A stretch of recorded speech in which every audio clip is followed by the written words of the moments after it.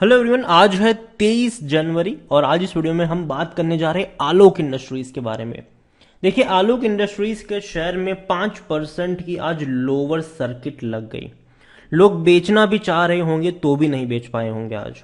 और 13.5 रुपए के आसपास आलोक इंडस्ट्रीज का शेयर टूट चुका है। खराब नतीजे के चलते लगातार यहां पर प्रेशर बन रहा है। वीडियो में हम डिस्कस भी करेंगे कि भैया आलोक इंडस्ट्रीज में क्या पोटेंशियल है भी कि नहीं, कि यहां से वो रिकवर भी कर पाए या फिर ये इसी तरीके से टूटता चला जाएगा। तो वीडियो को शुरू करूं उससे पहले अगर आपने अभी तक चैनल को सब्सक्राइब नहीं किया है तो प्लीज अभी इसे सब्सक्राइब कर लीजिए, क्योंकि आगे भी बहुत सारे वीडियोस हैं जो आपको काफी ज्यादा हेल्प करेंगे। तो आलोक इंडस्ट्रीज का शेयर 13.5 रुपए के आसपास है। एक झटके में आज बहुत बड़ी गिरावट इसने दिखा दी और एक महीने में अगर आप देखो तो गिरावट और भी ज्यादा बड़ी है। यहां पर तकरीबन 13% तक शेयर टूट चुका है और जैसे ही नतीजे आए ये एकदम से टूटना शुरू हो गया है और मतलब काफी बड़ी गिरावट दिखाना शुरू कर दिया। पहले टूटता था लेकिन थोड़ा थोड़ा ये टूटता था, लेकिन अभी तो भैया एकदम से बड़े बड़े क्रैक्स लगा रहा है। अगर हम बात करें पिछले एक साल की तो 53% तक टूट चुका है और साल का सबसे बड़े लोअर प्राइस पे ये ट्रेड कर रहा है और काफी बड़ी गिरावट आई है। और देखो, मैंने कहा भी था कि नतीजे आने तक का वेट करना चाहिए, उसके बाद ही कोई स्ट्रेटेजी बनानी चाहिए। और जैसे ही रिजल्ट्स आए थे मैंने कहा था कि गिरावट अब देखने को मिलेगी और वो देखने को मिल भी रही है। तो डेफिनेटली बात करना बनता भी है कि यहां पर क्या कहीं सपोर्ट बनने के चांसेस है भी कि नहीं, या ये इसी तरीके से टूटता जाएगा, तो उसके बारे में भी हम बात करेंगे। लेकिन आलोक इंडस्ट्रीज टेक्सटाइल सेक्टर से जुड़ी हुई छोटी सी कंपनी है। हालांकि ये वो कंपनी है जो दिवालिया हो चुकी थी और एनसीएलटी से इस कंपनी को खरीदा था मुकेश अंबानी ने। इस कंपनी के करता धरता अब रिलायंस इंडस्ट्रीज है। लोगों को लगा था कि रिलायंस के हाथ में आने के बाद शायद चीजें बदल जाएगी इनके लिए, और कुछ वक्त के लिए ऐसा लगा भी था। जैसे कि अगर आप 5 साल का ग्राफ देख लो तो यहां पर आप देख सकते एक बड़ी रफ्तार आई थी। यहां पर ये पेनी स्टॉक था, बर्बाद हो रहा था, लेकिन जैसे ही कोविड आया, कोविड में इन्होंने पीपीई किट बनाना शुरू किया, एकदम से रफ्तार पकड़ ली, 53 तक गया था ये। उसके बाद अगर आप देखो तो कुछ वक्त के लिए संभला जरूर था, लेकिन अभी पिछले 3 क्वार्टर में लगातार लॉस दिखाए इन्होंने और लगातार बड़े लॉसेस दिखाए। और यही वजह है कि अब लोगों का भरोसा कहीं ना कहीं टूट रहा है। वरना एटलीस्ट पहले क्या था कि लोग स्विंग ट्रेड भी यहां पर कर रहे थे कि अगर 18 से 20 रुपए के आसपास ज्यादातर लोग खरीदारी करते थे और जैसे ही 24-25 की रेंज में गया लोग प्रॉफिट बुक कर लेते थे। स्विंग ट्रेड लोगों ने कई बार यहां पर किए, लेकिन अभी सिचुएशन ऐसी है कि लगातार पिछले 3 क्वार्टर में खराब नतीजे के चलते ये नीचे की तरफ जा रहा है और कह सकते हैं कि काफी बड़े लो के आसपास बैठा हुआ है। आलोक इंडस्ट्रीज देखा जाए तो मिड कैप शेयर है ये, 6,900 करोड़ के आसपास का इसका मार्केट कैप है। वॉल्यूम अगर हम देखेंगे तो वॉल्यूम आज 48 लाख के आसपास देखने को मिले। वॉल्यूम डेफिनेटली कहूंगा कि उतने ज्यादा नहीं है, लेकिन फिर भी आलोक इंडस्ट्रीज इतने वॉल्यूम में भी मतलब पिछले कुछ वक्त में कोई उतने बड़े वॉल्यूम्स भी ट्रेड नहीं हो रहे थे यहां पर। आलोक इंडस्ट्रीज अगर देखा जाए तो जो सबसे बड़ी वजह है इनके गिरावट की वो है इनका परफॉर्मेंस। दिसंबर क्वार्टर में 250 करोड़ का लॉस कर गया ये। इससे पहले 190 करोड़ का लॉस था, इससे पहले 140 करोड़ का लॉस था। मतलब आप समझ रहे हो कि फाइनेंशियल ईयर 2023 के तीनों क्वार्टर्स में इनके भयंकर बड़े बड़े लॉसेस नजर आ रहे हैं।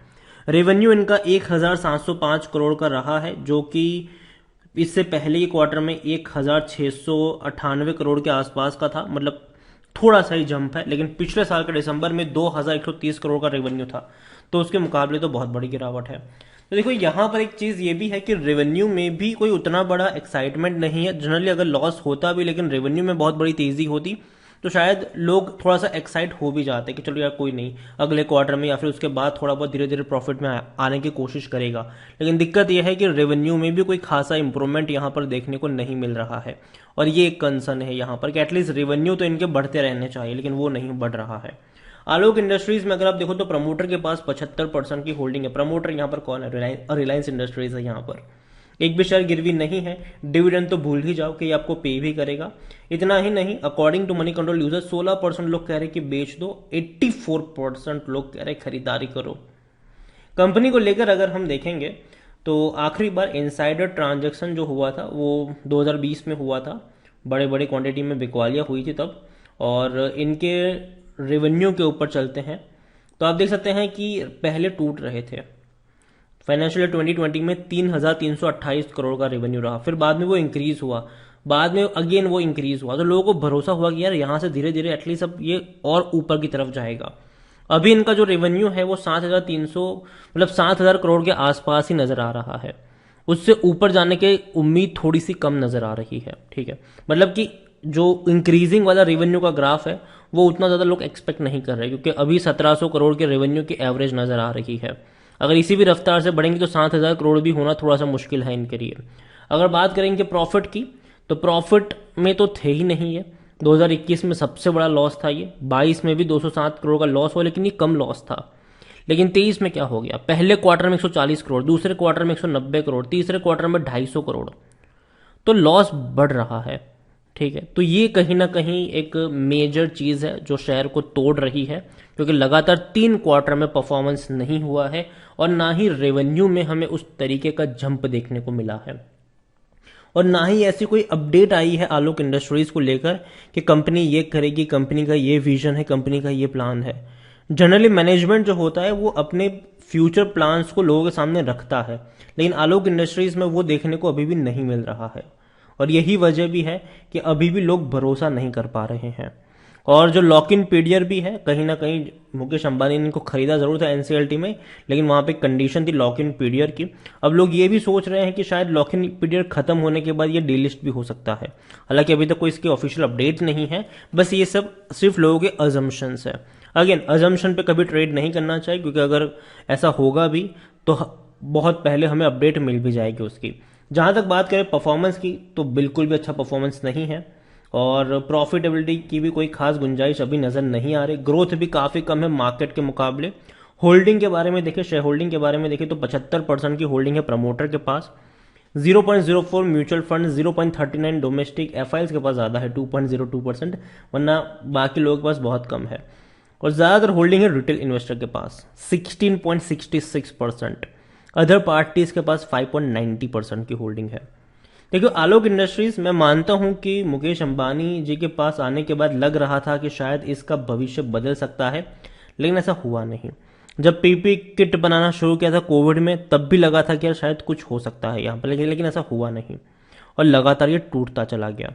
और अभी के लिए मुझे लगता है कि शायद ये जो गिरावट है थोड़ी सी और गहरा सकती है, और खरीदारी के जो मौके हैं वो 10 रुपए से लेकर 12 रुपए के आसपास होंगे, लेकिन उन्हीं के लिए जो रिस्क लेना जानते हैं। ठीक है, अगर आपको सेफ बेट खेलना है तो भैया मत पड़िएगा यहां पर। अगर आपको रिस्क लेना है कि लग गया तो लग गया, नहीं तो टूट गया, वैसा वाला अगर जो मामला है, तो ही यहां पर निवेश करिएगा 10 रुपए से 12 रुपए के बीच में। लेकिन साथ में ये भी ऐड करूंगा कि अगर वहां से बाउंस बैक भी आता है 15-16 पे, तो बेच के एक बार के लिए निकल लो वहां से। ठीक है, और जहां तक बात है कंपनी की, तो कंपनी में लॉन्ग टर्म के निवेश की, तो पहली चीज तो ये कि इनके परफॉर्मेंस में सुधार आना जरूरी है, इनके रेवेन्यू बढ़ना जरूरी है, कंपनी लॉस से प्रॉफिट में आना जरूरी है। और जब तक ऐसा कोई साइन देखने को नहीं मिलता तब तक हम इसको लॉन्ग टर्म के लिए कंसिडर नहीं कर सकते हैं। अभी के लिए आप चाहो तो स्विंग ट्रेड कर सकते हो यहाँ पर, और वो भी 10-12 रुपए वाला बाइंग वाला और 15-16 रुपए प्रॉफिट लेकर एग्जिट करने वाला, तो बाकी मर्जी आपकी है। इसके अलावा एक और कंपनी है, और प्रदीप फ्रॉस्पेट करके कंपनी है, पैरादीप फ्रॉस्पेट करके ये कंपनी है, 60 रुपए के आसपास, और बहुत ही बढ़िया परफॉर्मेंस दिखाया है और काफी उम्मीदें हैं लोगों को इससे।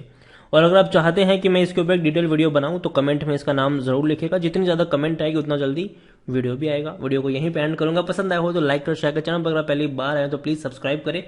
और आलोक इंडस्ट्रीज के बारे में आप क्या सोचते हैं वो भी आप मुझे कमेंट में लिखकर बता सकते हैं। Thank you.